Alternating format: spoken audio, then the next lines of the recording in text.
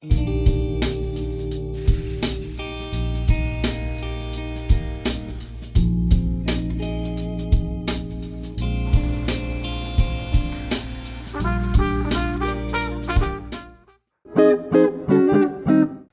привет! Вы на канале Старшего Мастера.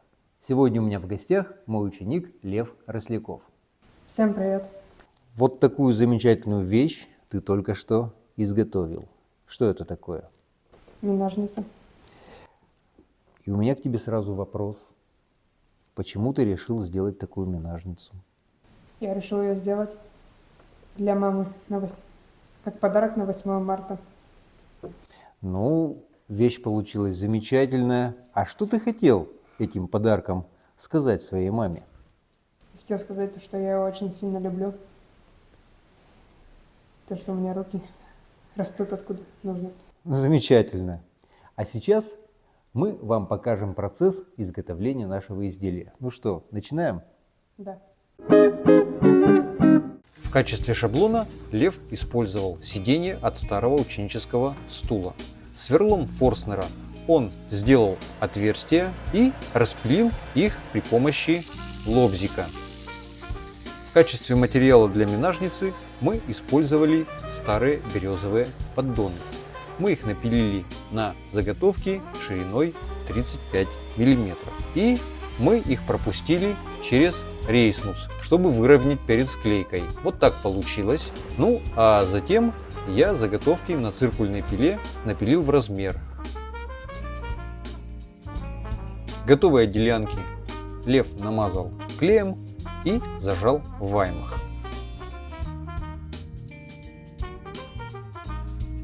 Пока заготовка для минажницы сохнет, мы опилили шаблон в размер на циркульной пиле. Лев выровнял края и при помощи насадки на дрель тщательно зашлифовал внутренние ячейки. Склеенную заготовку мы пропустили через рейсмус, а затем Лев отшлифовал заготовку, чтобы убрать все ступеньки. Шаблон он приклеил к заготовке на двусторонний скотч. На фрезерном станке я выровнял заготовку по шаблону. Внутренние ячейки Лев просверлил сверлом Форстнера, а затем специальной фрезой для минажниц я выбрал ячейки окончательно. Лев тщательно вышлифовывает дно минажницы ленточной шлифмашинкой. При помощи насадки на дрель шлифует внутренние ячейки.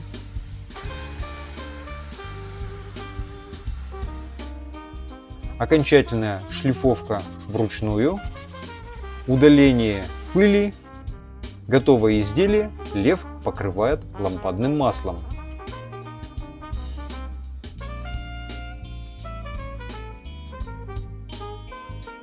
Изделие готово. Итак, уважаемые зрители, мы вам показали процесс изготовления нашего изделия. Ну, рассказывай, что ты в эту минажницу будешь складывать. Сыр, орешки, всякие снеки. Ну, я так думаю, мама на 8 марта будет очень рада. Конечно. На этом мы с вами прощаемся.